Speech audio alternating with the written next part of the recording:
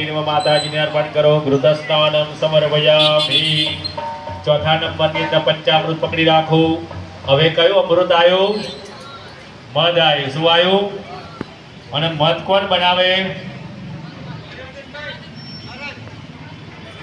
ડાબર વાળા બનાવે અમરનાથ ક્યાં એ આપણને મધમાંથી મધ ભેગું કરે અને એવું વિચારે કે ચોમાસાની અંદર હું એ મધને ખાઈશ શું વિચારે કારણ કે ચોમાસામાં વરસાદ ચાલુ હોય એટલે ઉડી શકે પાકો ભેગી થઈ જાય ને તે વખતે મધ ખાઈશ ને એવું વિચારીને મધ ખાય આપણા જેવો કોઈ હોય હોશિયાર એ ધૂની કરીને બધું લઈ આવે આપણું જીવન પણ એવું જ છે માતાજી આવે તો ભેગું કરીએ કાલે વાપરીશું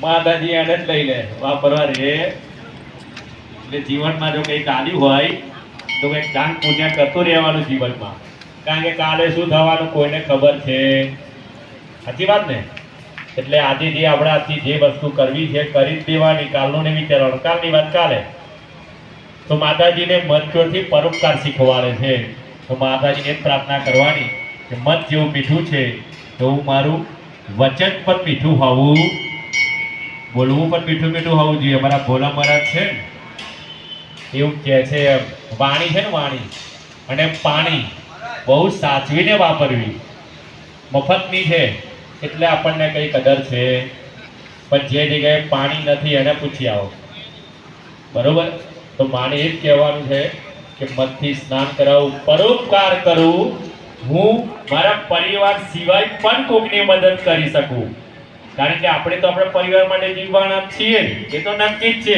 હશે કે નહીં હોય તોય પણ કોકના માટે કોકનું કંઈક સારું કરીએ એવા તું અને આશીર્વાદ આપજે એના માટે આપણે માતાજીને મધથી સ્નાન કરાવીએ मुझे दास बना कर रख लेना भगवान तू अपने चरणों में मुझे दास बना कर रख लेना भगवान तू अपने चरणों में भगवान तू अपने चरणों में भगवान तू अपने चरणों में मुझे दास बना कर रख लेना भगवान तू अपने चरणों में मुझे दास बना के रख लेना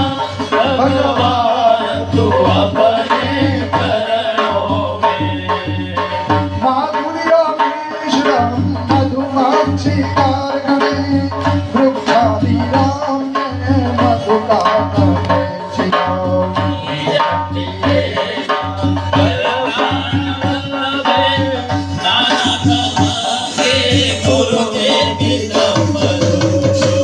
માતાજીને અર્પણ કરો નવ દુર્ગાજય નમઃ મધુસ્નાનમ સમર્પયામિ હરિયર સાકરનો હે શું થાય રક્ષા એવું થાય ને હા તો ભાઈ અમારા શાસ્ત્રીજી બધું બોલે એટલે ખબર હો આવું બધું મને નહીં આવડતું તો મારે કહેવાનું સાકર જણાવવાથી આપણી શું થાય રક્ષા થાય ને સાકર જેમાં નાખો એમાં ભળી જાય છે સાચી વાત ખોટી વાત બેનો ખબર ભળી ગયા પછી એનો જે ગુણધર્મ છે એ છોડતી નથી સાચી વાત કે ખોટી વાત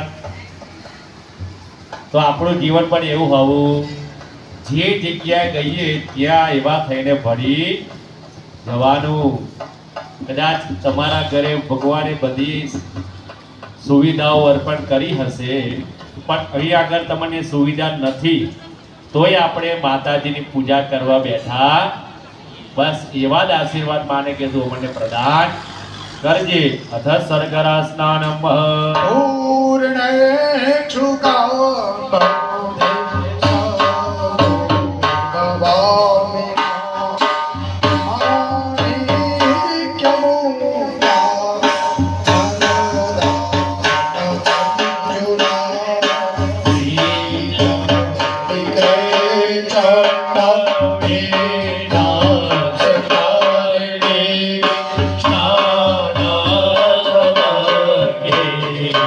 Oh